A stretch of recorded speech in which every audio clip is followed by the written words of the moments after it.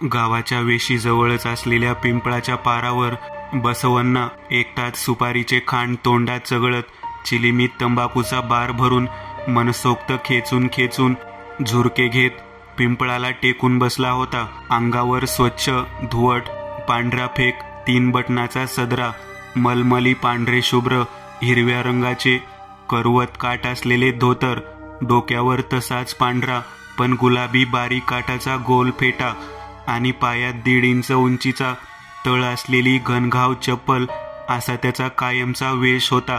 तो अंगाने मजबूत, गोरापान, नाकी डोळी देखणा, उंचपुरा असा 21 वर्षाचा जवान होता. रोजच्या रोज घोटून घोटून दाढी करून भरदार मिशांना मेन लावून त्या पिळून आकडेदार केल्याशिवाय त्याला चैन पडत नसे.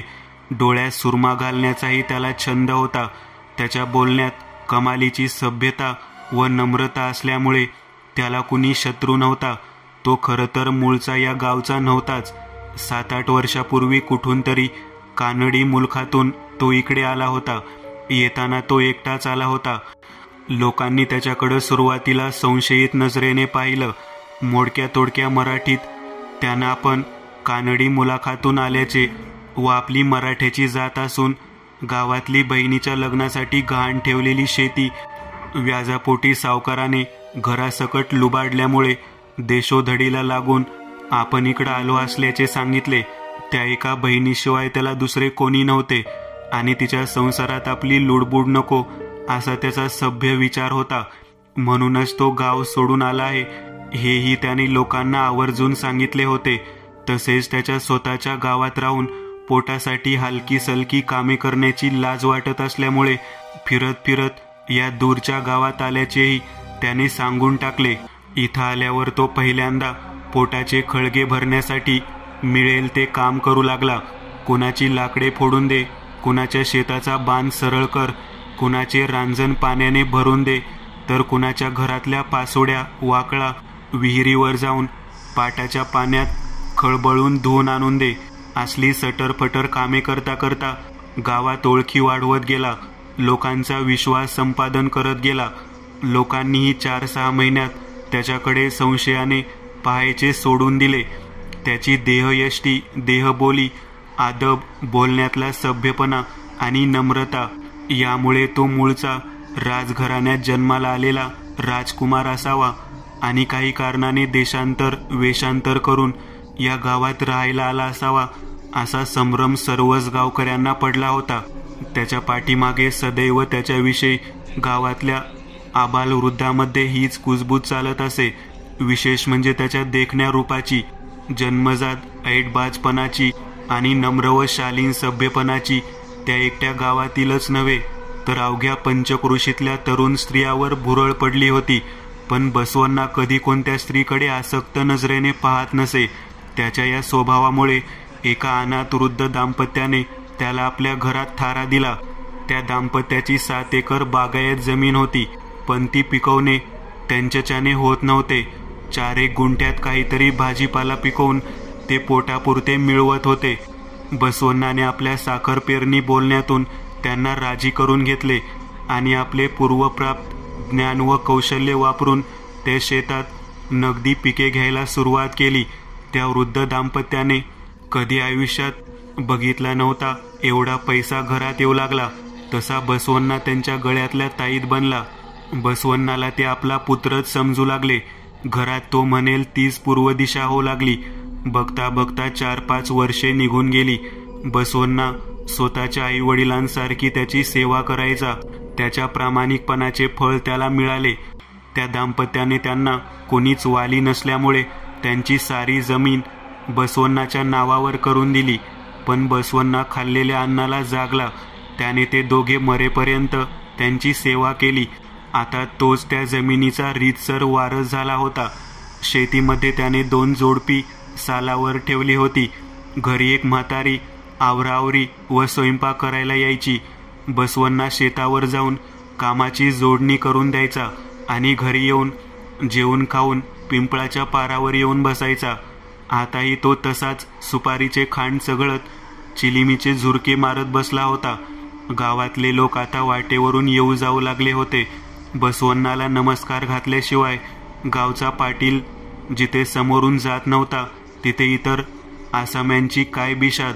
शाळेकडे जाणारा देशपांडे मास्तर बसवण्णा समोर येताच थबकला आणि त्याने हात जोडून नमस्कार केला. पण तो नमस्कार नाटकी असल्याचे बसवण्णाने ताडले होते. मास्तरचे नाव देशपांडे असले तरी गावात तो त्याच्या पोपटपंची बोलण्यामुळे पोपट मास्तर म्हणूनच प्रसिद्ध होता. त्याचा जन्म ह्याच गावचा आणि आजपर्यंतची 20-1 वर्षाची नोकरी पण ह्याच गावातली. त्यामुळे गावचा सारा भूतकाळ त्याला अवगत होता आणि वर्तमानातली सारी बित्त बातमी पण सर्वात आधी त्याला ठाऊक असे. बसवण्णा या गावात आल्याचा सुगावा प्रथम त्यालाच लागला होता आणि बसवण्णाविषयी संशयाची सुई पण प्रथम त्याच्याच नजरेत फिरली होती. बसवण्णा त्याच्याकडे पाहून हसला आणि म्हणाला, सुपारी देऊ का मास्तर?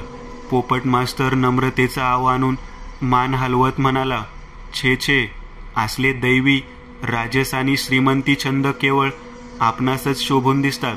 आम्हा फाटक्या पामरांना ते कसे बरे शोभतील. आणि मान खाली घालून तो गडबडीने पुढे निघून गेला. जाता जाता तो ओठातल्या ओठात पुटपुटला, आणि परवडणार देखील नाहीत.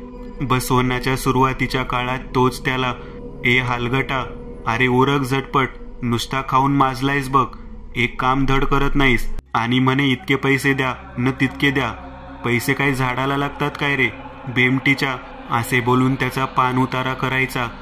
त्याच्या घाईने दूर जाणाऱ्या आकृतीकडे बसवण्णाने रोखून पाहिले आणि त्याच्याही नकळत त्याच्या समंजस दिसणाऱ्या ओठावरचे हसू लोपून त्याची नजर क्रुद्ध झाली. पण तो बदल इतक्या सूक्ष्म स्वरूपात होता की बाहेरून कोणाला काहीच कळून येत नव्हते. मास्तरवरची नजर काढून बसवण्णाने शांत होत क्षणभरासाठी म्हणून डोळे मिटले. त्याच्या बंद डोळ्यापुढे भूतकाळातले, ह्या गावात आल्यानंतरचे आणि येण्यापूर्वीचे देखील लाजिरवाणे प्रसंग एकामागून एक सरकू लागले. ते प्रसंग आपण आपल्या आयुष्यातून काढून टाकू शकत नाही, पण ती परिस्थिती मात्र आता आपल्या कर्तृत्वाने आपण बदलली आहे. आता आजपर्यंत झालेल्या त्या सर्व अपमानाचा सूड घ्यायची वेळ येऊन ठेपली आहे. फक्त तशी संधी मिळाली पाहिजे. नमस्कार मालक. कानावर पडलेल्या ह्या परिचित आवाजाने बसवण्णा भानावर आला. हळदीचा उग्र गंध त्याच्या नाकात शिरला आणि रेवण्णा पोतराज समोर उभा असल्याचे त्याने अंतर्ज्ञानाने ओळखले. त्याच्या काळजात धडकी भरली, पण ती उघडपणे न दिसू देता त्याने आपली नजर शांत केली व डोळे उघडून त्याच्याकडे पाहिले. रेवण्णा हसत हसत म्हणाला, नाही म्हणलं, कसल्या तंद्रीत अडकलाय. आणि बटव्यातून हळदीची चिमूट काढून त्याने त्याच्या पुढ्यात धरली. बसवण्णाने हळद घेऊन कपाळाला लावली आणि घाईने खिशातून 50 रुपयांची नोट काढून त्याला दिली. रेवण्णा खुश झाला आणि कमरेत वाकून मोठ्यानं म्हणाला, आई राजा, अशीच बरकत येऊ दे भक्ताला, 50चे 50,000 हो दे. आणि तो पुढे निघून गेला. बसवण्णाने कपाळावर जमा होऊ लागलेले घर्मबिंदू फेट्याच्या समल्याने इकडे तिकडे पाहत चटकन पुसून टाकले आणि भयग्रस्त होऊ लागलेला चेहरा प्रयत्नाने स्थिर केला. काळजातली दडदड मात्र अजून सुरूच होती. तो जागेवरून उठला आणि नजर खाली ठेवून कुणाकडे न पाहता त्वरेने घराकडे निघाला. त्याच्या डोक्यात विचारचक्र सुरू झाले होते. आज काही काम करण्यात अर्थ नाही. हा पोतराज असा कधीतरीच नजरेस पडतो, पण त्याला पाहताच कुणीतरी आपल्या काळजाचा लचका तोडतोय अशी भावना निर्माण होऊन छातीतली धडधड वाढते आणि घाम फुटतो. मग दिवसभर काहीच सुचत नाही. डोके सुन्न होते. कुणाशी बोलायची तर सोडाच, कुणाकडे बघायची सुद्धा आपली छाती होत नाही. भूतकाळात घडलेला तो प्रसंग नुकताच घडल्यासारखा बसवण्णाच्या डोळ्यापुढे उभा राहिला आणि त्याचा जीव गुदमरू लागला. लगबगीने घरी जाऊन तो पलंगावर पडून कपाळावर हात आडवा ठेवून शांत पडून राहिला. पण ती घटना त्याच्या डोळ्यापुढून हटत नव्हती. तो 8-1 वर्षाचा असेल तेव्हाची गोष्ट. त्याचा सारा इतिहास त्याच्या डोळ्यासमोर एखाद्या चित्रपटासारखा सरकू लागला. आई घरात भाकऱ्या बडवत होती. तो आणि त्याची आई दोघेच एका झोपडीत राहत होते. त्याची आई त्याच्या सारखीच किंबहुना त्याच्यापेक्षा अधिक अत्यंत सुंदर होती, पण ती माऊली काबाड कष्ट करून आपले आणि बसवण्णाचे पोट भरत होती. त्याचा बाप लहानपणीच देवाघरी गेला होता. आईनेच मोलमजुरी करत त्याला लहानाचा मोठा केला होता. बसवण्णा एकटाच काचेच्या गोट्या घेऊन घराबाहेर खेळत होता. तेवढ्यात एक पोतराज दारात आला. बसवण्णाने पाहिले. त्याच्या डाव्या डोळ्याच्या वर कानाच्या बाजूला एक त्रिकोणाकृती चामखीळ होती आणि तो ती घाणेरडी चामखीळ सारखी खाजवत होता. बसवण्णाने त्याच्याकडे आणि त्याने बसवण्णाकडे पाहिले. तेवढ्यात तो पोतराज त्याला ममतेने म्हणाला, बाळा, हा प्रसाद घे, तुझे कल्याण होईल. एक तू खा आणि एक तुझ्या आईला दे. त्या पोतराजाने आपल्या पोतडीत हात घालून 2 पेढे काढले आणि बसवण्णाच्या हातावर ठेवले. पेढा म्हणताच बसवण्णा हुरळला.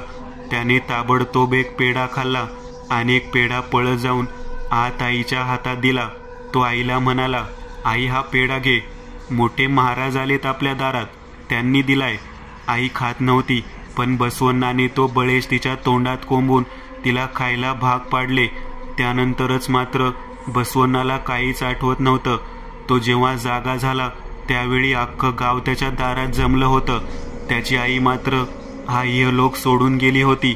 लोक हळहळत होते, एकमेकांशी बोलत होते, कुजबुजत होते. अखेर सौंदर्य हा श्राप ठरला बिचारीला. नक्कीच तो बहुरूपिया तिच्या मागावर होता. त्याने वेळ साधली आणि काटा काढला. किती हाल हाल करून त्या बिचारीच्या शरीराचे लचके तोडले. लांडग्याचीच अवलाद होती त्याची. बसवण्णा मूक झाला होता. आईच्या अंत्यसंस्कारासाठी त्याची लग्न झालेली बहीण आली होती, पण ती सासूरवाशीन गळ्यात पडून रडली आणि गेली आपल्या सासरी. बसवण्णाला आजूबाजूचे लोक सुरुवातीला भाकर तुकडा देऊ लागले, पण हळूहळू त्यांनी हात आखडता घ्यायला सुरुवात केली. मग हवालदिल झालेला बसवण्णा गाव सोडून पाय नेतील तिकडे भरकटत जाऊ लागला. पोटाला कुणी द्यायचे, कधी उपासमार व्हायची. असं करता करता तो एका निर्जन जागी पोहोचला आणि त्याची शुद्धा हरपली. तो जेव्हा शुद्धीवर आला आणि त्याने डोळे उघडले तेव्हा एक साधू त्याचे डोके मांडीवर घेऊन ते कुरवाळत असल्याचे त्याने पाहिले. तो ताडदिशी उठणार तेवढ्यात तो साधू शांत आवाजात त्याला म्हणाला, हळूहळू उठ, तू अतिश्रमाने थकलेला आहेस आणि भुकेने व्याकुळ झाला आहेस. आणि साधूने टोपलीत आणून ठेवलेली ताजी रसपूर्ण फळे बसवण्णाला खायला दिली. ती खाऊन होताच साधूने त्याला पेलाभर दूध प्यायला दिले. बसवण्णा ताजा तवाना झाला. त्याने कृतज्ञतेने साधूकडे पाहिले आणि ओशाळवाण्या दीन आवाजात तो म्हणाला, आपले अनंत उपकार झालेत माझ्यावर. माझी आई गेल्यानंतर इतक्या प्रेमाने माझी काळजी घेणारे केवळ आपणच. मी इथेच राहून आपली सर्व कामे करीत राहीन. आश्रमाची झाडलोट करेन, रानातून फळे आणेन, गाईला चरायला नेणे आणि आपण सांगाल ती सर्व कामे मी आनंदाने करीन. आपण माझी सेवा घेऊन माझ्यावर कृपा करावी. साधूने त्याच्याकडे स्मित मुद्रेने पाहिले. शांत आवाजात तो म्हणाला, मी संन्यासी आहे, मला कोणाकडूनही सेवा घेण्याचा अधिकार नाही.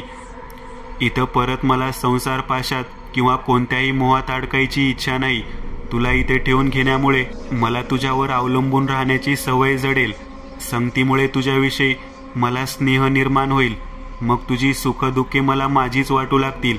माझ्या साधने त्यामुळे व्यत्यय निर्माण होईल, ज्यातून सुटण्यासाठी मी हा सारा आटापिटा करतोय. नेमका त्याच जंजाळात अधिकाधिक खोलवर ऋतून गुरफटत जाईन.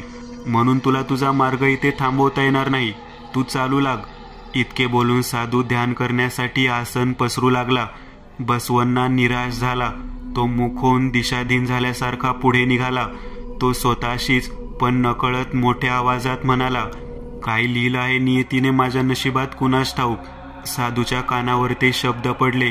साधू क्षणभर विचारमग्न झाल्यासारखा, चित्रासारखा अविचल झाला आणि पुढच्याच क्षणाला त्याच्या तोंडून उद्गार निघाले, बाळ, थोडं थांब, ये इकडं. बसवण्णा माघारी आला. साधू पुढे म्हणाला. बसवण्णा खाली बसला. साधू रोखून पाहिल्यासारखे त्याच्याकडे पाहत पुढे म्हणाला, जेव्हा तू शुद्धीवर नव्हतास तेव्हा मी तुझ्या हस्तरेषा आणि ललाटरेषा काळजीपूर्वक तपासून पाहिलेल्या आहेत. तू जेव्हा 20 वर्षाचा होशील तेव्हा एक स्त्री तुझ्या आयुष्यात येईल. तू जितका सुंदर आहेस त्याहून ती अधिक सुंदर, अगदी अप्सरेसारखी नखशिंकात देखणी असेल. तुला प्रथम पाहिल्यानंतर लगेचच ती स्त्री तुझ्या रूपावर भाळेल आणि तुझ्याशी विवाह करण्याची अभिलाषा तिच्या मनात निर्माण होईल. मात्र तिला एक शाप आहे.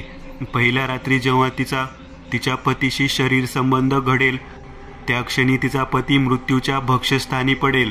बसवण्णा उठला आणि पाठ फिरवून चालू लागला. तो साधू क्षणभरानंतर पुन्हा आला. पण एक उशाप आहे. बसवण्णा जागेवर थांबला, पण त्याने वळून मागे पाहिले नाही. साधूच पुढे म्हणाला, तुमच्या विवाहानंतर बाकी सारे रीतिरिवाज पार पडल्यानंतर ती स्त्री तुला घेऊन त्या गावातल्या पूर्वेकडे असलेल्या घनदाट जंगलात भोवतालच्या झाडीमध्ये गुडूप झालेल्या एका जीर्ण पण विशाल अशा देवीच्या मंदिरात घेऊन जाईल. तिथल्या अंधाऱ्या गाभाऱ्यात असलेल्या 20 फूट उंच मूर्तीपुढे ती तुला नतमस्तक व्हायला लावील. डोळे झाकून तू जेव्हा साष्टांग दंडवत घालशील तेव्हा ढगांचा गडगडाट आणि विजांचा कडकडाट सुरू होईल. तू खडबडून उठशील तेव्हा घनगंभीर आवाजात तुझ्या कानावर शब्द पडतील, मी इथे कित्येक वर्षापासून समाधीत आहे. तुमच्या येण्यामुळे माझी समाधी भंग पावली आहे. मात्र त्यात तुमचा दोष नाही, ते विधिलिखित होते. तुम्ही इथे येण्याचे धाडस केलेच आहे तर तुम्हाला माझ्या 5 प्रश्नांची योग्य उत्तरे द्यावी लागतील. तुम्ही जर ती दिली नाहीत तर हे पुरुषा, तुला माझ्या हातात असलेल्या तलवारीने हिचा शिरच्छेद करून तुझे शिर तात्काळ स्वतः कापून माझ्या पुढे ठेवावे लागेल. पण जर तुम्ही ती उत्तरे बरोबर दिलीत तर तुम्ही दोघेही शापमुक्त व्हाल. बसवण्णा ती ऐकून मान मागे वळवून त्या साधूला म्हणाला, पण मला त्याआधी माझ्या आईच्या निगरूनपणे झालेल्या हत्येचा सूड घ्यायचाय. त्या कृत्याला जबाबदार असलेल्या हैवानाचा ठाव ठिकाणा शोधायचाय. साधू पुढे बोलावे की नको असा विचार करत थांबला. बसवण्णा मात्र पुढे निघाला. साधू त्याला ऐकू जाईल अशा आवाजात म्हणाला, तो ठाव ठिकाणा तुला त्या स्त्रीच्या संपर्कात आल्यानंतरच मिळेल. आणि उद्विग्न अवस्थेत सूड घेण्याची आपण मनीषा व्यक्त करतो, पण ते आपल्या हाती नसते. कारण कधी कधी सुरी मानेपर्यंत पोचण्यापूर्वीच पक्षाचा अंत झालेला असतो. साधूचे शब्द ऐकत ऐकतच बसवण्णा त्याच्यापासून दूर पुढे निघून चालला होता. मात्र अखेरचे वाक्य ऐकल्यानंतर तो जागेवरच थबकला. त्याने वळून मागे पाहिले. तो साधू त्याच्याकडेच रोखून पाहत थांबला होता. बसवण्णा मागे फिरला. त्या साधूजवळ जात म्हणाला, पण मी जर त्या गावी गेलोच नाही आणि त्या स्त्रीशी विवाह केलाच नाही तर?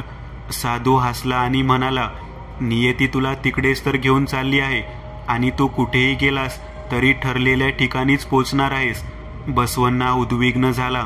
तो म्हणाला, मग माझ्या सुडाचे काय? साधू हसला आणि म्हणाला, आपण सारे कळसूत्री भावले आहोत. आपली इच्छा असो वा नसो, आपल्याला जी भूमिका दिलेली आहे ती वटवावीच लागणार आहे. बसवण्णा म्हणाला, हे सर्व ठीक आहे, पण त्या 5 प्रश्नांची उत्तरे मला कशी मिळतील? साधू क्षणभर स्तब्ध झाला आणि म्हणाला, त्या प्रश्नांची उत्तरे त्या स्त्रीच्या संपर्कात आल्यावर तुला आपोआप मिळतील. पण तुला खूप जागरूक राहावे लागेल, कारण ती उत्तरे आधी मिळणार आहेत आणि प्रश्न नंतर समोर येणार आहेत. बसवण्णा म्हणाला, पण अजून मी खूप लहान आहे. मी 20 वर्षांचा होईपर्यंत मध्ये खूप कालावधी आहे, त्याचं काय? तो साधू शांतपणे म्हणाला, तोपर्यंत तुला तुझे आयुष्य असेच खडतर जगावे लागेल. तुझा प्रवास तोपर्यंत थांबणार नाही. तुला असेच वेगवेगळी गावे, दऱ्या, खोरी, डोंगर पार करत करत मार्गक्रमण करावे लागेल. बसवण्णा काकुळतीला येत गुडघ्यावर ओनवा होऊन म्हणाला, महाराज, पण अखेर काय होईल माझ्या आयुष्याचे? मी यशस्वी होईन की नाही ते तरी सांगा. साधू दिलगिरीच्या सुरात म्हणाला, तुझ्या हस्तरेषा आज जिथपर्यंत आहेत तिथपर्यंतचं भविष्य मी सांगू शकतो. त्यापुढच्या तुझे आयुष्य दर्शवणाऱ्या रेषा अजून तुझ्या हातावर उमटायच्या आहेत. त्यामुळे मला त्याबद्दल काहीही सांगता येणार नाही. पण एवढे निश्चित सांगतो, काही जीव केवळ निमित्तानेच जन्म घेतात. निमित्त संपले की सर्व संपते. बसवण्णा काही न समजता समजल्यासारखा चालत राहिला. रस्त्यात असलेली गावे, दऱ्या, खोरी ओलांडत राहिला आणि अखेर तो सध्या आहे त्या गावात येऊन पोहोचला. बसवण्णा गतस्मृतीमध्ये असा बेचैन होऊन अडकलेला असतानाच त्याच्या कानावर दवंडीचा आवाज पडला. हो ऐका गावकरी बंधूंनो, गतवर्षीप्रमाणे यंदाही आपल्या शेजारच्या गावात आज जत्रा भरली आहे. त्यासाठी त्या गावच्या प्रमुखांनी आपल्या गावातील सर्व गावकऱ्यांना आमंत्रण दिले आहे. तरी सर्वांनी जत्रेसाठी त्या गावात जाऊन आपले मनोरंजन करून घ्यावे आणि त्या जत्रेला शोभा प्राप्त करून द्यावी, ही विनंती हो. बसवण्णाची खरं तर कुठे जायची इच्छा नव्हती, पण शेजारच्या गावात गेलो तर तिथल्या जत्रेत आपले मन रमेल आणि या जीवघेण्या घालमेलीतून आपली सुटका होईल, म्हणून तो उठला आणि जत्रेसाठी निघाला. शेजारच्या गावची प्रमुख होती चित्रा. ती नुकतीच 18व्या वर्षातून 19व्या वर्षात पदार्पण करती झाली होती. ती रूपाने अत्यंत देखणी होती. चित्रकाराने अगदी मन लावून काढलेल्या चित्रासारखी, जणू स्वर्गीची अप्सराच. सौंदर्य कशाला म्हणतात हे पृथ्वीवरच्या पामरांना दाखवण्यासाठी भूतलावर अवतरली होती. सकाळी सकाळी स्नान केल्यानंतर ती कमल पुष्पाप्रमाणे तजेलदार गुलाबी दिसे. दुपारची ऊन चढत चालली की तिची कांती केवड्याच्या कंसातील गाभ्याप्रमाणे चमकदार आणि मुशीतून नुकत्याच काढलेल्या सुवर्णासारखी दिसे. तर सायंकाळच्या धुसर प्रकाशात रत्नदीपातल्या सौम्य ज्योतीसारखी आपल्या केवळ अस्तित्वानेच ती स्वर्गलोक भूवर आणल्याचा भास निर्माण करीत असे. तिच्याकडे पाहणाऱ्याच्या नजरेतील विषारी वासना केवळ तिच्या एका कटाक्षाने जळून खाक होत असे. आणि तसं बघणार आहे तेज बघण्याची देखील आपली लायकी नाही, हे उमजून गलित गात्र आणि खजील होऊन मान खाली घालत असे. मग चुकून कधी कुणाला तिच्याशी समोरासमोर बोलायचा प्रसंग आलाच तर त्याची वाचा बसल्यासारखा तो आवाक होऊन चित्राही पारदर्शक लोलक असल्यासारखा तिच्यातून आरपार पलीकडे पाहत मुक्या बहिऱ्या असलेल्या पुतळ्यासारखा अविचल उभा राही. हा सगळा आपल्या दैदिप्यमान आरसपानी सौंदर्याचा परिणाम असल्याचे न जाणवायला चित्रा काही अनभिज्ञ बालिका नव्हती. अशा या परीला चित्राला दुर्दैवाने एक शाप होता. तिच्या जन्माच्या वेळेस पाटलांच्या घरी त्यांच्या आमंत्रणानुसार घरी आधीपासूनच हजर असलेल्या ज्योतिषाने तिचा जन्म होता क्षणी पत्रिका तयार केली आणि विचारमग्न होऊन डोके खाजवत काहीच न बोलता तो पोत्या पुस्तके गुंडाळून निघू लागला. तेव्हा पाटलांनी भीत भीत त्याला विचारले, काय झाले गुरुजी, असे काहीच न बोलता आपण का निघालात? ज्योतिष थबकला आणि बोलावं की न बोलावं याचा विचार करत पाटलांकडे पाहत उभा राहिला. पाटील भयग्रस्त मुद्रा करून ताडकन झोपाळ्यावरून उठले आणि त्याच्याकडे गेले. ज्योतिषाने खाली मान घातली आणि हिरमुसल्या आवाजात म्हणाला, अप्सरेला लाजविल असे सौंदर्य घेऊन तुमची कन्या जन्मली आहे. त्यांना मध्येच थांबवत पाटील हारशा तिरकाने म्हणाले, मग त्यात असं काय बिघडलं की आपण न बोलताच निघून चाललात? हे तर आमचे अहोभाग्य म्हणायचे. ज्योतिषी मान वर करून पाटलांच्या नजरेला नजर देत म्हणाला, तिला तिच्यापेक्षाही देखणा पुरुषपती म्हणून लाभेल. असे म्हणून ज्योतिषाने पुन्हा खाली मान घातली. तो पुढे काही बोलणार तेवढ्यात पाटीलच पुन्हा म्हणाले, मग तर दुधात साखरच की हो. ज्योतिष आवाज थोडा कमी करत दबकत दबकत म्हणाला, लग्नानंतर मात्र जेव्हा ती प्रथम वराशी रातक्रीडेस प्रारंभ करेल त्या क्षणार्धात तिचा पती मृत्यूच्या भक्ष्यस्थानी पडेल. हे शब्द कानी पडताच पाटील मूर्छित होऊन धाडकन खाली कोसळले. ज्योतिषाला पुढे आणखी काहीतरी महत्वाचे सांगायचे होते, पण पाटील कोसळलेले पाहून तो फक्त एवढेच बडबडला, तिचा जन्म तर केवळ निमित्त मात्र झाला आहे आणि आता उरलेले भविष्य कोणाला सांगावे या गहन विचारात शोकाकुल होऊन तो निघून गेला. त्यावेळी तिथे हजर असलेल्या लोकांकडून ही बातमी वाऱ्यासारखी गावात आणि अवघ्या पंचक्रोशीत वेगाने पसरली. पाटलीनबाईंनी तर ही अभद्र वार्ता ऐकताच क्षणी प्राण सोडला. पाटील वाचले, पण तेव्हापासून मद्याच्या आहारी गेले. ते औष्टो प्रहर मद्याच्या अंमलाखालीच असायचे. नातेवाईकांनीच मग त्या मुलीचे नामकरण चित्रा असे करून तिच्या पालन पोषणाची पाटलांच्या घरीच व्यवस्था केली. ती वर्धित होऊ लागली तसे तिचे सौंदर्य प्रतिदिनी बहरतच गेले आणि आता ती पौर्णिमेच्या चंद्राप्रमाणे पूर्ण विकसित झाली होती. पाटील तिच्याकडे दुःखी कष्टी होऊन पाहत, पण त्यांच्या तोंडून चकार शब्द उमटत नसे. पाणी भरल्या डोळ्यांनी ते तिला पाहून, मी कधी काळी केलेले पाप माझ्यावर सूड उगवायला नक्कीच असे आले आहे असे म्हणत आपली नजर चुकवत राहत. ज्योतिषाच्या भविष्यवाणीनुसार चित्राचे सौंदर्य अप्सरेला लाजविल असेच उमलत होते. म्हणजे भविष्यवाणी तंतोतंत खरी ठरणार हे निश्चित होते. तिला प्राप्त झालेले सौंदर्य शापित सौंदर्य होते. कोण स्वतःहून तिच्याशी लग्न करून विश्वल्लीशी संबंध प्रस्थापित करेल. त्यामुळे चित्राचे लग्नाचे वय होऊन गेले तरी तिला कुणाकडूनही मागणी येत नव्हती. कोण स्वतःच्या जीवावर उदार होऊन हिच्याशी लग्न करणार. आयुष्यभर कुमारी राहूनच तिला इहलोक संपवावा लागणार. या विचाराने पाटलांच्या डोळ्याला डोळा लागत नसे. पण विधिलिखित बदलण्यासाठी आपण समर्थ नाही हेही ते जाणून होते. मात्र विधिलिखित काही वेगळेच होते. ते घडणार होते. त्याची व्यक्तिचिंतही चाहूल न लागू देता काळ पुढे सरकत होता. पाटील अष्टोप्रहर नशेत राहू लागल्यामुळे वयात आलेल्या सर्व गुण संपन्न चित्राने स्वतःहून गावाच्या सगळ्या कारभाराची सूत्रे आपल्या हातात घेतली. काही दिवसातच पाटलांचा अंत झाला. हळूहळू सारे पूर्वपदावर आले. प्रतिवर्षीप्रमाणे याही वर्षी ठरल्यानुसार विजयदशमीच्या दिवशी त्या गावची जत्रा भरली. त्या जत्रेत चित्रा आपले प्रमुख पद विसरून आपल्या वयानुसार मैत्रिणीसोबत जत्रेची शोभा पाहत हसत खिदळत इकडून तिकडे फिरत आनंद घेत होती. तिने नऊवारी रेशमी लुगडे काष्टा घालून परिधान केले होते आणि अंगात जुळणाऱ्या रंगाची कोपऱ्यापर्यंत असलेली तंग चोळी घातली होती. बराच वेळ या दुकानातून त्या दुकानात कानातली रंगीबेरंगी डुले, नाकातल्या चमक्या पैंजण, हातातल्या अंगठ्या पाहत हिंडत होत्या. आणि तो विधिलिखित क्षण आला.